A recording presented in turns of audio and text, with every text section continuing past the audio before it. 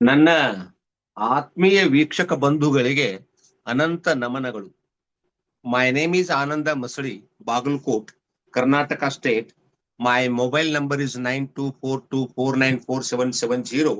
WhatsApp number is 9900913869.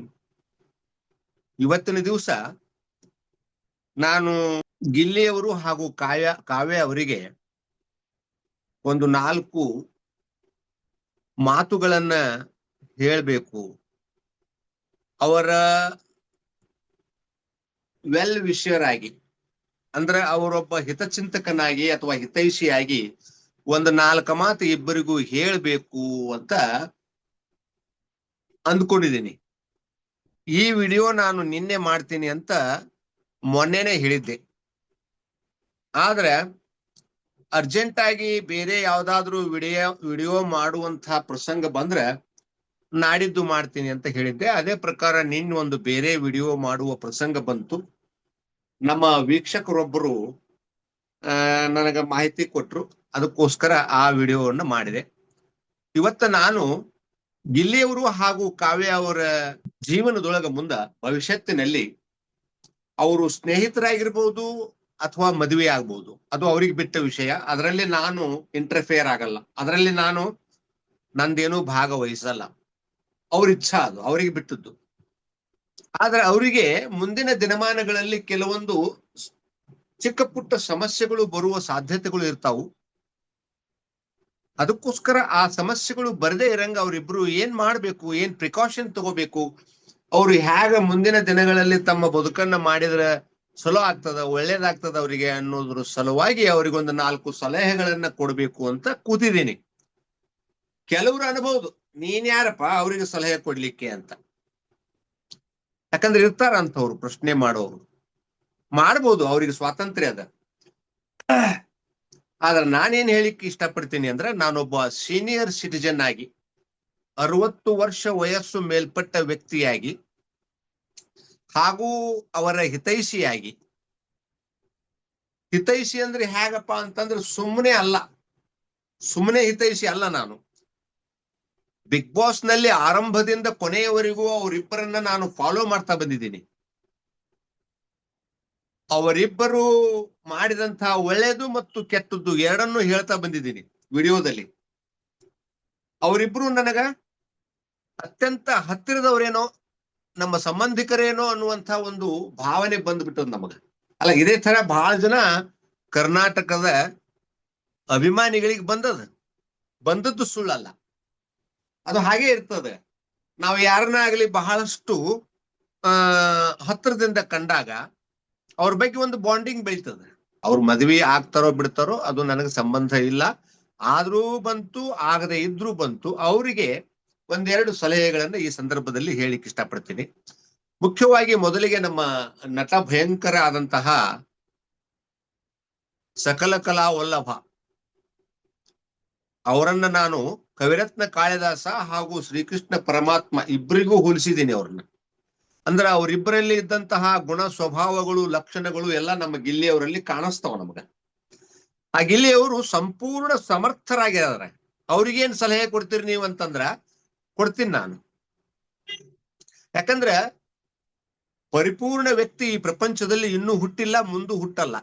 ಅದರಲ್ಲಿ ನಾನು ಬರ್ತೀನಿ ಅಂತ ನಾನು ಎತ್ತಿ ಸ್ಪೆಷಲ್ ಆಗಿ ಹೇಳ್ಬೇಕಾಗಿಲ್ಲ. ಪರಿಪೂರ್ಣ ವ್ಯಕ್ತಿ ಹಿಂದೂ ಹುಟ್ಟಿಲ್ಲ, ಮುಂದೂ ಹುಟ್ಟುವ ಸಾಧ್ಯತೆಗಳು ಇಲ್ಲ. ಒಳ್ಳೆಯ ಗುಣಗಳನ್ನ ಹೆಚ್ಚಿಗೆ ಹೊಂದಿರ್ತಾರ, ಕಡಿಮೆ ತಪ್ಪುಗಳನ್ನ ಮಾಡ್ತಾ ಇರ್ತಾರ. ಅಂಥವ್ರಿಗೆ ನಾವು ಒಳ್ಳೆಯವರು ಅಂತ ಹೇಳ್ತೀವಿ. ಆದ್ರೆ ಎಂಥ ಒಳ್ಳೆಯವರಿದ್ರು ಕೂಡ ಅವರಲ್ಲಿ ಒಂದಷ್ಟು ಲೋಪದೋಷಗಳು ಇರ್ತಾವ. ಅವರ ಒಳ್ಳೆತನದೊಳಗ ಆ ಲೋಪದೋಷಗಳು ಮುಚ್ಕೊಂಡು ಹೋಗ್ಬಿಡ್ತಾವ.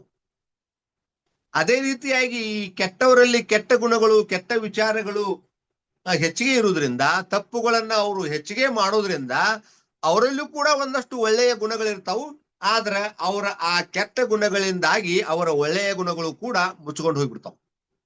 ಇದನ್ನ ನಾನು ಹೇಳ್ಬೇಕಾಗಿದೆ. ಅದಕ್ಕೆ ನಾವು ನಮ್ಮ ಗಿಲ್ಲಿಯವರಿಗೆ 1-2-3 ಸಲಹೆಗಳನ್ನ ಏನ್ ಕೊಡುವುದಪ್ಪ ಅಂತ ಕೇಳಿದ್ರೆ, ಅವರು ಒಂದಷ್ಟು ಹಾಸ್ಯಗಳನ್ನ ಮಾಡುವಾಗ ಕಂಟ್ರೋಲ್ದಲ್ಲಿ ಹಾಸ್ಯಗಳನ್ನ ಮಾಡಿದರೆ ಒಳ್ಳೆಯದು ಅನ್ನೋದು ನನ್ನ ವೈಯಕ್ತಿಕ ರಿಕ್ವೆಸ್ಟ್. ಕೆಲವೊಂದ್ ಸಾರಿ ಓವರ್ ಆಗೋ ಸಾಧ್ಯತೆ ಇರ್ತದೆ, ಅದರ ಕಡೆ ಗಮನ ಕೊಡಬೇಕು ಅನ್ನೋದು ನನ್ನ ವಿನಂತಿ. ಇನ್ನು ಎರಡನೇದಾಗಿ, ಅವರು ಯಾರನ್ನು ಸುಲಭವಾಗಿ ನಂಬಬಾರದು ಅನ್ನೋದು ನನ್ನ ರಿಕ್ವೆಸ್ಟ್. ಮೂರನೇದಾಗಿ, ಅಪ್ಪಿತಪ್ಪಿ ತಮ್ಮ ಜೀವನದಲ್ಲಿ ಎಂದೂ ಅವರು ರಾಜಕಾರಣಕ್ಕೆ ಬರಬಾರದು ಅನ್ನೋದು ನನ್ನ ರಿಕ್ವೆಸ್ಟ್.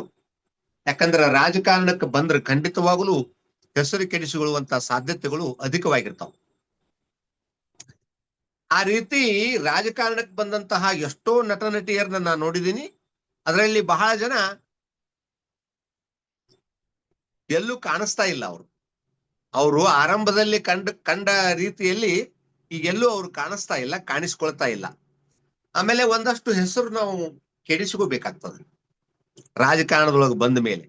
ಅದಕ್ಕೆ ದಯವಿಟ್ಟು ಇಲ್ಲಿ ಅವರು ಯಾರೇ ಹೇಳಿದ್ರು, ಎಷ್ಟೇ ಒತ್ತಾಯ ಮಾಡಿದ್ರು ಕೂಡ ವಿನಯಪೂರ್ವಕವಾಗಿ ಅದನ್ನ ತಳ್ಳಿ ಹಾಕಬೇಕು ಅನ್ನೋದು ನನ್ನ ರಿಕ್ವೆಸ್ಟ್. ಮತ್ತ ತಾವು ಸಿನಿಮಾಗಳ ಮಾಡುವಾಗ ಆರಂಭದಲ್ಲಿ ಅವರು ನಿರ್ದೇಶನವನ್ನ ಮಾಡುವುದು ನನಗೆ ಇಷ್ಟ ಇಲ್ಲ.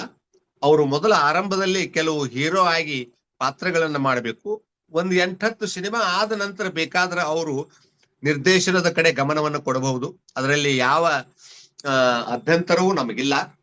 ಯಾಕೆ ನಾನು ಅವರು ಹೀರೋ ಆಗಿ ನಟಿಸ್ಬೇಕಂತ ಹೇಳ್ತೀನಿ ಅಂತಂದ್ರ, ನಾಯಕ ನಟನಾಗಿ ಅವರಲ್ಲಿ ಎಲ್ಲಾ ಗುಣಲಕ್ಷಣಗಳು ಅದಾವು. ಅದಕ್ಕೋಸ್ಕರ ಅವರು ನಾಯಕ ನಟ ಆಗಬೇಕು.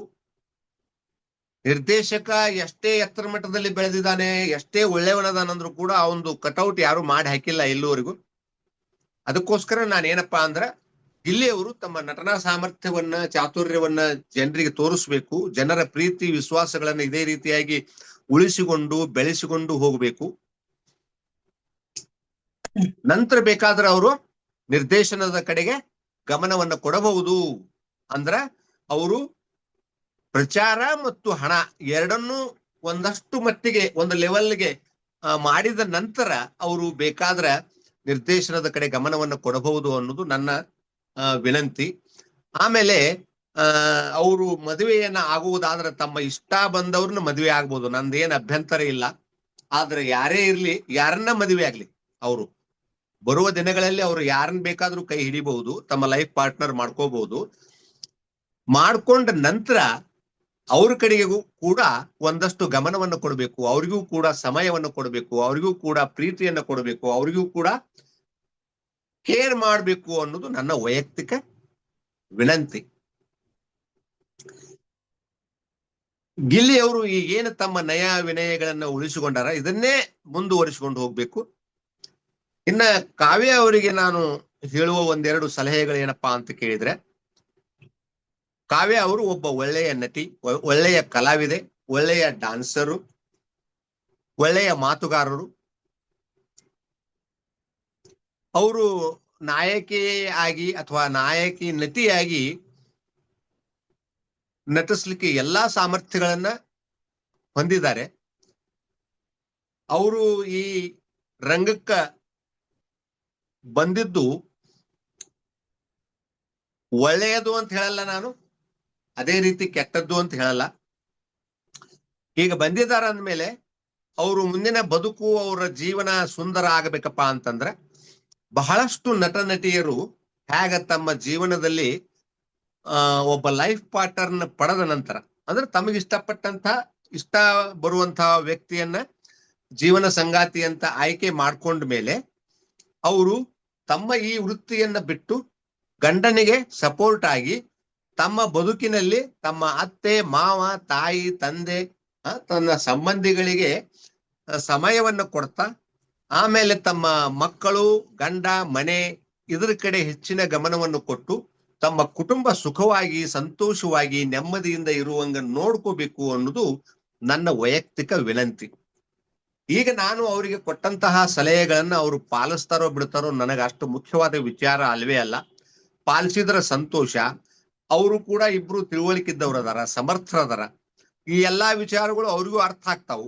ಆದ್ರೂ ಕೂಡ ಎಷ್ಟೇ ಅರ್ಥ ಆಗ್ತಾವಂದ್ರೂ ಕೂಡ ಇನ್ನೊಬ್ಬರಿಂದ ಕೇಳಲ್ಪಡುವುದು ಕೂಡ ಅಷ್ಟೇ ಮಹತ್ವದ್ದಾಗಿರ್ತದೆ. ಅದಕ್ಕೆ ನಾವ್ ಎಷ್ಟೇ ನೋಡ್ರಿ, ಈಗ ನಮ್ಮ ಮೊಬೈಲ್ ಒಳಗೆ ಬ್ಯಾಟ್ರಿ ಎಷ್ಟೇ ಸ್ಟ್ಯಾಂಡರ್ಡ್ ಸುಪೀರಿಯರ್ ಬ್ಯಾಟ್ರಿ ಐತಂದ್ರು ಕೂಡ ಅದನ್ನ ಅವಾಗ ಚಾರ್ಜ್ ಮಾಡ್ಲೇಬೇಕಾಗ್ತದ. ಅದೇ ರೀತಿಯಾಗಿ ನಾವೆಷ್ಟೇ ಜಾಣರದೀವಿ, ತಿಳುವಳಿಕಿದ್ದವರದೀವಿ ಅಂದ್ರೂ ಕೂಡ ನಮಗ ಒಳ್ಳೆಯ ಸಲಹೆಗಳ ಅವಶ್ಯಕತೆ ಇರ್ತದೆ. ಸಮಯ ಸಂದರ್ಭಗಳಲ್ಲಿ ನಾವು ಬಹಳಷ್ಟು ಜೋಪಾನವಾಗಿ ನಮ್ಮ ಬದುಕನ್ನ ನಡೆಸಿಕೊಂಡು ಹೋಗ್ಬೇಕಾಗ್ತದೆ. ಕುಟುಂಬದಲ್ಲಿ ನಾವು ಹೇಗಿರ್ಬೇಕು ಅನ್ನೋದನ್ನ ನಾವು ತಿಳ್ಕೊಬೇಕಾಗ್ತದೆ. ಅದಕ್ಕೆ ಮುಂದಿನ ಭವಿತವ್ಯ ಇವರಿಬ್ಬರದು ಚೆನ್ನಾಗಿರ್ಲಿ, ಇವರಿಬ್ಬರ ಬದುಕು ಒಳ್ಳೆಯದಾಗ್ಲಿ. ಆಮೇಲೆ ಇವರಿಬ್ರು ಬಿಗ್ ಬಾಸ್ನೊಳಗೆ ಇದ್ದಾಗ ಅವರು ಸ್ನೇಹಿತರಾಗಿದ್ರು ಅಥವಾ ಅವರಿಬ್ರು ಒಬ್ರನ್ನೊಬ್ರು ಇಷ್ಟಪಡ್ತಿದ್ರು ಅಥವಾ ಸ್ನೇಹಿತರಾಗಿದ್ರು, ಅದು ಯಾವ ವಿಷಯವನ್ನು ನಾನು ಇಲ್ಲಿ ಮಾತಾಡ್ಲಿಕ್ಕೆ ಹೋಗಲ್ಲ. ಅದೆಲ್ಲಾ ವಿಚಾರಗಳು ತಮಗ್ ಗೊತ್ತಿದ್ದೇ ಅದೇ.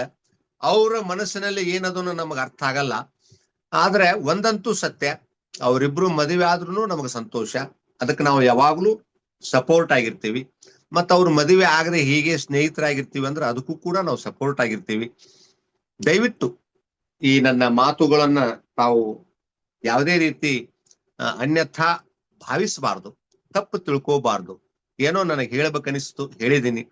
ಅದು ಸರಿನೋ ತಪ್ಪು ನನಗೆ ಗೊತ್ತಿಲ್ಲ. ದಯವಿಟ್ಟು ನನ್ನ ಎಲ್ಲಾ ವಿಡಿಯೋಗಳನ್ನ ತಾವು ನೋಡ್ರಿ.